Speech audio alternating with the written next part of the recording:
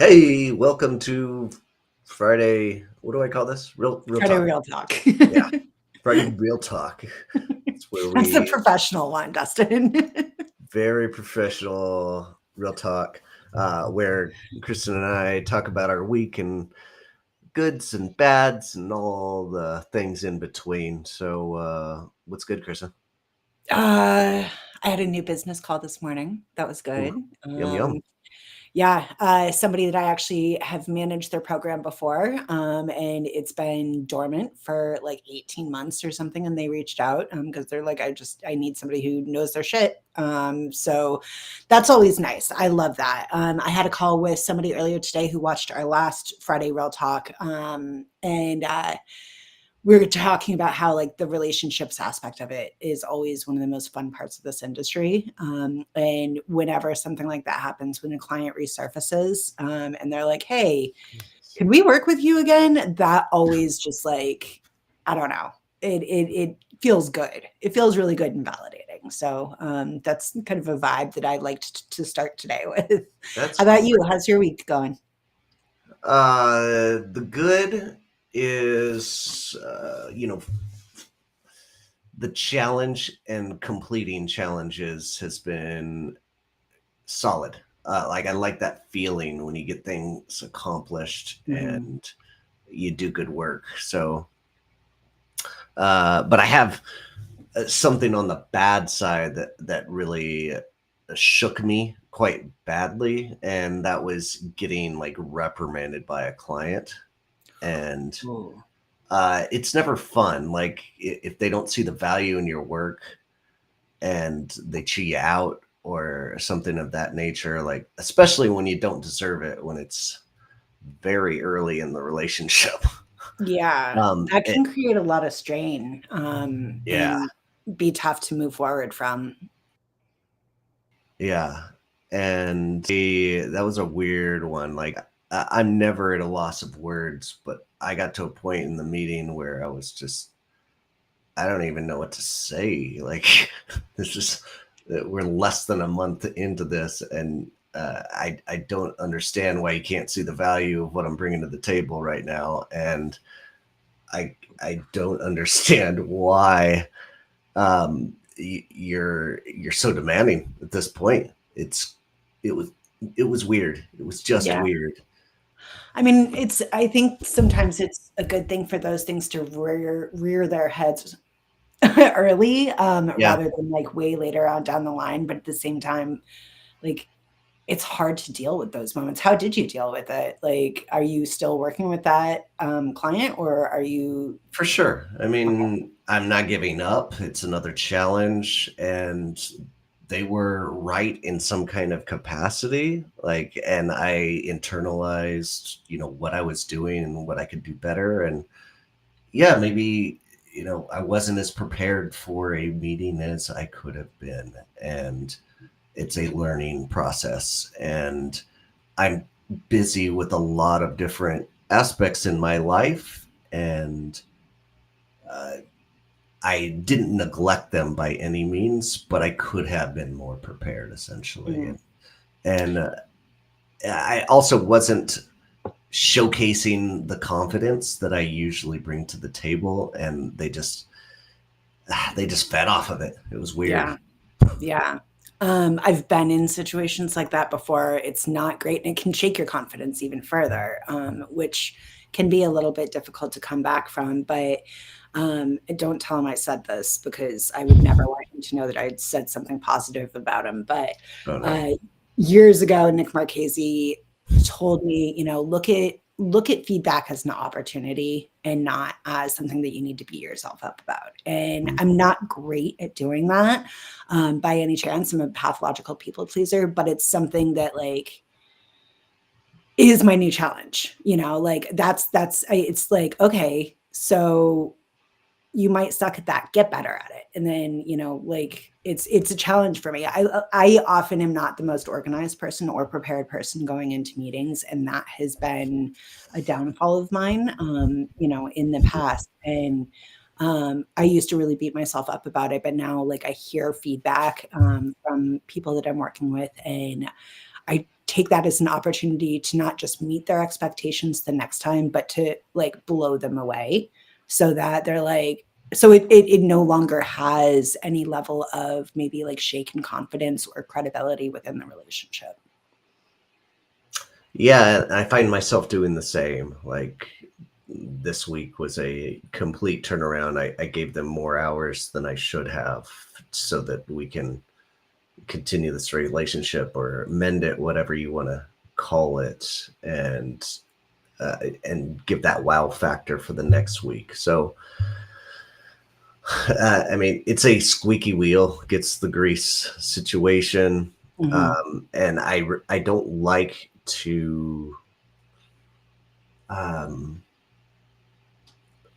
What's the word I'm looking for? I don't want to, cater to that. What's the word I'm looking for?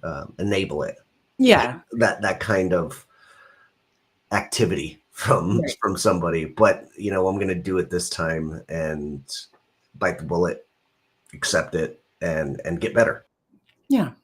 Well, it's also, I was Dexter, 7 years old, Yeah. trying to navigate emotions. And one of the things that he's really been dealing with, is if he does something wrong, the feeling of like shame or embarrassment when like he's being confronted about it. And like this is a kid who hardly ever does anything wrong. Like he's like the nicest kid on the face of the planet. And so when he does something wrong, it's a really big reaction, right? And that's because he's embarrassed to have gotten caught or he's embarrassed to have been called out on it.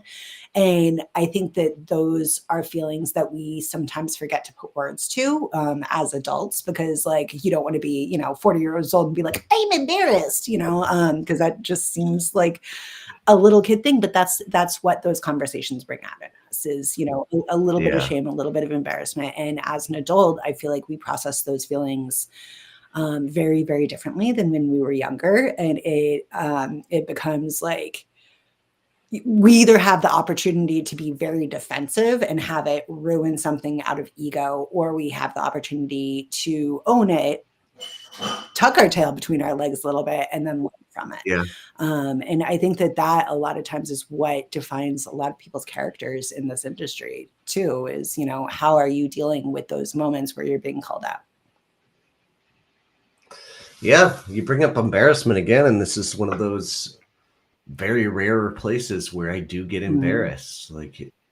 And just as we talked about, like the money situation a couple of weeks back, it's one of those rare situations, but it's shaken me. I don't know what the next embarrassing. Maybe I'm just getting soft as I get older. But it's not a bad thing for you to get soft. That means that you're like becoming in touch with more emotions. It's fine, dude. I guess so. That's true. I guess it's an evolving state for sure. I mean, Anything else going on? Let's see. Anything else going on?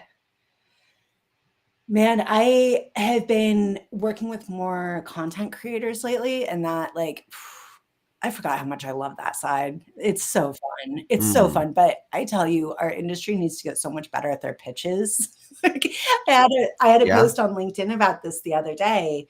But the majority of pitches I'm seeing come through for brands have no information on affiliate programs. And like the majority of them have affiliate programs. So like I feel that in the same way that PR is pitching, brands, they need to be including affiliate information in there, and that we should be pitching brands like PR is and also including that affiliate information in there, because there is a huge disconnect, and it's just like having that firsthand access to an inbox of a creator and seeing how many brands that I know have affiliate programs, like I'm fully aware of it, not even a mention of like skim links in there. And that seems just like a huge, huge, huge missed opportunity. We should always be putting that information forward, whether it's on the influencer team, the PR team, or the affiliate team. So that's huge on my mind. I just had a conversation yesterday a little bit on this topic about, creators aren't necessarily the best at marketing themselves. They're just creative minds, right? And they need that help. And there's a very untapped market to help those creators monetize themselves in some kind of fashion, or make their audience a little bit stronger with the other aspects that they just don't know how to do. And I was going to have a conversation with Jennifer Goodwin today about like what she's doing on that side, and have her on in the future, because I know she's running an agency on that side to do that kind of thing. But I think that's the next step. Like that's where I kind of want to be with, in terms of like clients and bringing those on. It's more on that side. It's really wild because I know everybody's really focused on the big media partners and, publishers, but I think a lot of people forget that there are bloggers, there are creators, there are influencers who are often the unicorn of a brand, outside of the big media and the foundational partners. There's oftentimes one or two really strong creators that like crush it for a brand. And I've worked for a number of brands who's had those, I mean, Cratejoy had one, Lisa Mattresses had one, almost every single brand I've ever worked with has had one blogger creator, if not more, who is just a powerhouse.